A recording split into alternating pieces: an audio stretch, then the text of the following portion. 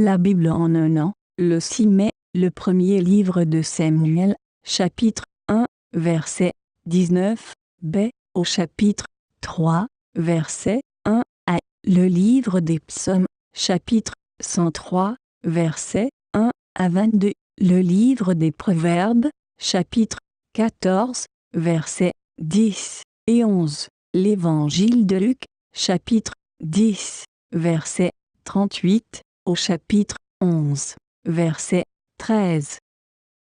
1 Samuel, chapitre 1. Elkana eut des relations conjugales avec Anne, sa femme, et l'Éternel se souvint d'elle. Dans le cours de l'année, Anne devint enceinte et elle mit au monde un fils qu'elle appela Samuel, car, dit-elle, je l'ai demandé à l'Éternel. Son mari Elkana monta ensuite avec toute sa famille offrir à l'Éternel le sacrifice annuel et accomplir son vœu. Mais Anne ne monta pas à Silo.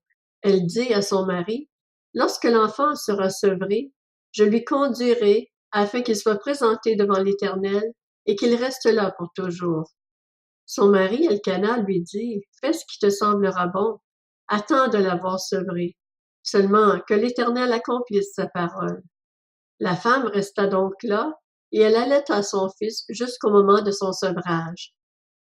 Quand elle l'eut sevré, elle le fit monter avec elle à Silo.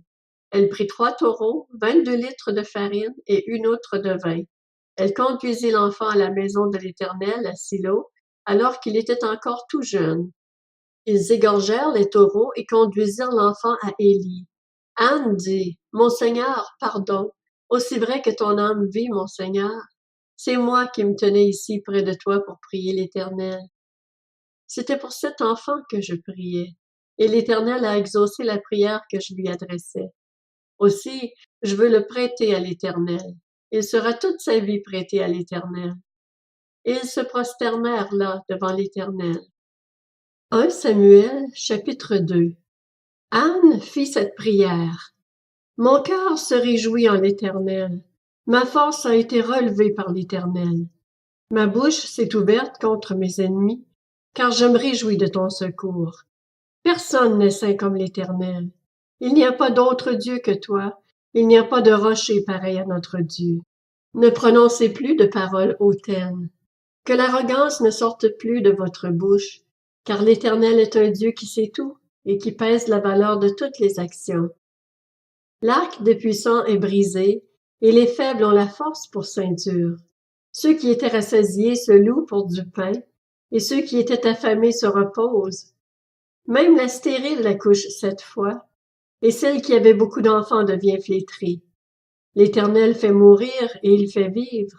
Il fait descendre au séjour des morts, et il en fait remonter. L'Éternel appauvrit et il enrichit. Il abaisse et il élève. De la poussière, il retire le pauvre.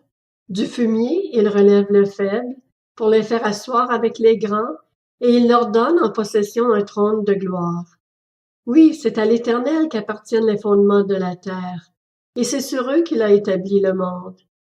Il gardera les pas de ses bien-aimés, tandis que les méchants seront réduits au silence dans les ténèbres.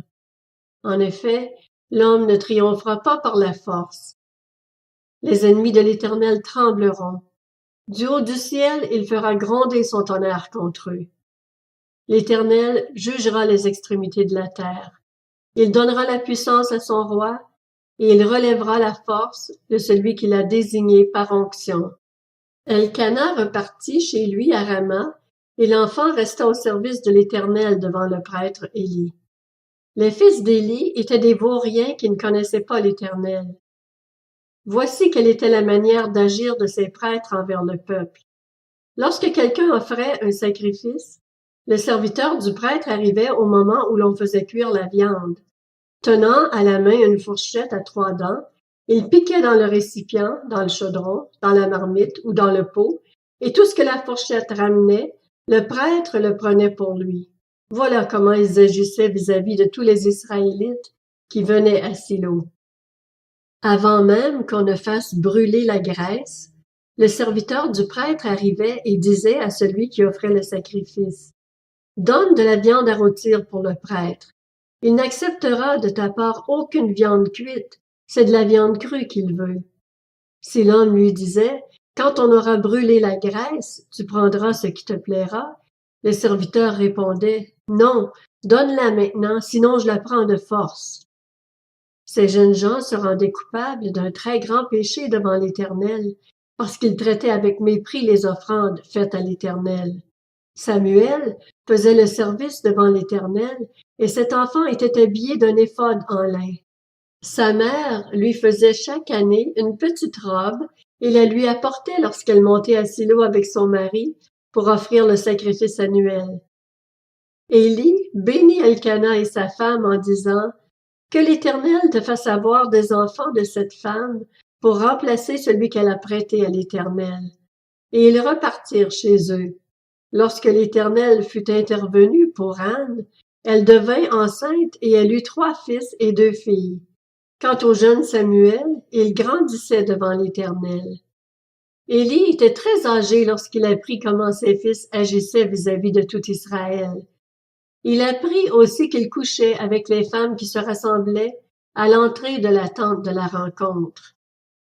Il leur dit, « Pourquoi faites-vous de telles choses? En effet, tout le peuple me parle de vos mauvaises actions. Non, mes enfants, ce que j'entends dire n'est pas bon. Vous faites pécher le peuple de l'Éternel. Si un homme pêche contre un autre homme, Dieu le jugera. Mais s'il pêche contre l'Éternel, qui pourra intercéder en sa faveur? » Mais ils n'écoutèrent pas leur père, car l'Éternel voulait les faire mourir. Le jeune Samuel continuait à grandir, et il était agréable aussi bien à l'Éternel qu'aux hommes. Un homme de Dieu se rendit vers Élie et lui dit, « Voici ce que dit l'Éternel. Ne me suis-je pas révélé aux membres de ta famille lorsqu'ils étaient en Égypte et étaient esclaves du Pharaon? Je les ai choisis parmi toutes les tribus d'Israël pour être à mon service en tant que prêtre, pour monter à mon autel, pour brûler le parfum, pour porter l'éphod devant moi, et j'ai donné à la famille de ton père tous les sacrifices passés par le feu qu'offrent les Israélites. Pourquoi traitez-vous avec mépris mes sacrifices et mes offrandes, ceux que j'ai ordonné de faire dans ma demeure? Et comment se fait-il que tu accordes plus d'importance à tes fils qu'à moi? C'en est au point où vous vous engraissez des meilleures parts de toutes les offrandes d'Israël, mon peuple. C'est pourquoi l'Éternel, le Dieu d'Israël, déclare, « J'avais certes dit que ta famille et celle de ton ancêtre marcheraient devant moi pour toujours, mais maintenant, l'Éternel le déclare, loin de moi cette intention. En effet, j'honorerai celui qui m'honore, mais ceux qui me méprisent seront méprisés. Voici que viennent les jours où je vais briser ta force et celle de ta famille, de sorte qu'il n'y aura plus de vieillard chez toi. Tu verras un adversaire dans ma demeure, tandis qu'Israël sera comblé de bien par l'Éternel, et il n'y aura plus jamais de vieillard dans ta famille. Je laisserai subsister l'un des tiens près de mon autel, afin d'épuiser tes yeux et d'attrister ton âme, mais tous les membres de ta famille mourront dans la force de l'âge. Tu auras pour signe ce qui arrivera à tes 2 fils Ophni et Phiné. Ils mourront tous les 2 le même jour. Je ferai surgir pour moi un prêtre fidèle qui agira selon mon cœur et selon mon désir. Je lui construirai une maison stable et il marchera toujours devant celui que j'aurai désigné par onction. Tous les membres restants de ta famille viendront se prosterner devant lui pour avoir une pièce d'argent et un morceau de pain. Ils diront, « Je t'en prie, rattache-moi à l'une des fonctions de prêtre, afin que j'aie un morceau de pain à manger. » 1 Samuel, chapitre 3. Le jeune Samuel était au service de l'Éternel devant Élie. Le livre des Psaumes, chapitre 103, de David. Bénis l'Éternel, mon âme. Que tout ce qui est en moi bénisse son saint nom. Bénis l'Éternel, mon âme, et n'oublie aucun de ses bienfaits. C'est lui qui pardonne toutes tes fautes, qui guérit toutes tes maladies. C'est lui qui délivre ta vie de la tombe, qui te couronne de bonté et de compassion. C'est lui qui rassasie de bien ta vieillesse, qui te fait rajeunir comme l'aigle. L'Éternel fait justice, il fait droit à tous les opprimés. Il a fait connaître ses voies à Moïse, ses hauts faits aux enfants d'Israël. L'Éternel fait grâce, il est rempli de compassion, il est lent à la colère et riche en bonté. Il ne conteste pas sans fin, il ne garde pas éternellement sa colère. Il ne nous traite pas conformément à nos péchés, il ne nous punit pas comme le mériteraient nos fautes. Mais autant le ciel est élevé au-dessus de la terre, autant sa bonté est grande pour ceux qui le craignent. Autant l'Orient est éloigné de l'Occident, autant il éloigne de nous nos transgressions. Comme un père a compassion de ses enfants, l'Éternel a compassion de ceux qui le craignent, car il sait de quoi nous sommes faits et se souvient que nous sommes poussière. L'homme, ses jours sont comme l'herbe, il fleurit comme la fleur des champs. Lorsqu'un vent souffle sur elle, elle disparaît, et la place qu'elle occupait ne la reconnaît plus. Mais la bonté de l'Éternel dure d'éternité en éternité pour ceux qui le craignent, et sa justice demeure pour les enfants de leurs enfants, pour ceux qui gardent son alliance et se souviennent de ses commandements pour les mettre en pratique. L'Éternel a établi son trône dans le ciel, et son règne domine tout l'univers. Bénissez l'Éternel, vous ses anges, qui êtes puissants et forts, et qui exécutez ses ordres en obéissant à sa parole. Bénissez l'Éternel, toutes ses armées, vous qui êtes ses serviteurs et qui faites sa volonté. Bénissez l'Éternel, vous toutes ses œuvres, dans tous les lieux où il domine. Bénis l'Éternel, mon âme. Le livre des Proverbes, chapitre 14.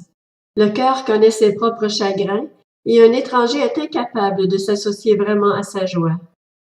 La maison des méchants sera détruite, tandis que la tente des hommes droits sera florissante.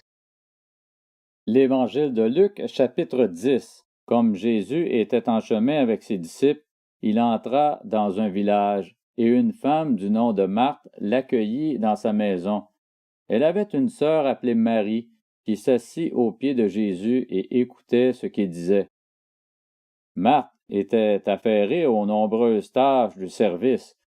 Elle survint et dit, « Seigneur, cela ne te fait-il rien que ma sœur me laisse seule pour servir? Dis-lui donc de venir m'aider. » Jésus lui répondit, « Marthe, Marthe, tu t'inquiètes et tu t'agites pour beaucoup de choses, mais une seule est nécessaire.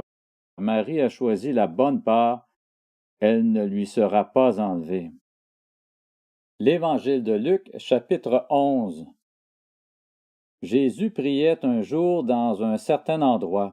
Quand il eut fini, un de ses disciples lui dit, « Seigneur, enseigne-nous à prier, tout comme Jean l'a enseigné à ses disciples. » Il leur dit, « Quand vous priez, dites, « Notre Père céleste, que la sainteté de ton nom soit respectée, que ton règne vienne, que ta volonté soit faite sur la terre comme au ciel. Donne-nous chaque jour notre pain quotidien. Pardonne-nous nos péchés, car nous aussi nous pardonnons à toute personne qui nous offense, et ne nous expose pas à la tentation, mais délivre-nous du mal. » Il leur dit encore, « Supposons que l'un de vous ait un ami et qu'il aille le trouver au milieu de la nuit pour lui dire, « Mon ami, prête-moi 3 pains, car un de mes amis est arrivé de voyage chez moi et je n'ai rien à lui offrir. » Supposons que de l'intérieur de sa maison cet ami lui réponde, « Ne m'ennuie pas, la porte est déjà fermée, mes enfants et moi sommes au lit, je ne peux pas me lever pour te donner des pains. » Je vous le dis, même s'il ne se lève pas pour les lui donner parce que c'est son ami, il se lèvera à cause de son insistance et lui donnera tout ce dont il a besoin. Et moi, je vous le dis, demandez et l'on vous donnera, cherchez et vous trouverez, frappez et l'on vous ouvrira. En effet, tous ceux qui demandent reçoivent, celui qui cherche trouve, et l'on ouvrira à celui qui frappe. Quel père parmi vous donnera une pierre à son fils s'il lui demande du pain, ou bien s'il demande un poisson, lui donnera-t-il un serpent au lieu d'un poisson? Ou bien s'il demande un œuf, lui donnera-t-il un scorpion? Si donc, mauvais comme vous l'êtes, vous savez donner de bonnes choses à vos enfants, le Père céleste donnera d'autant plus volontiers le Saint-Esprit à ceux qui le lui demandent.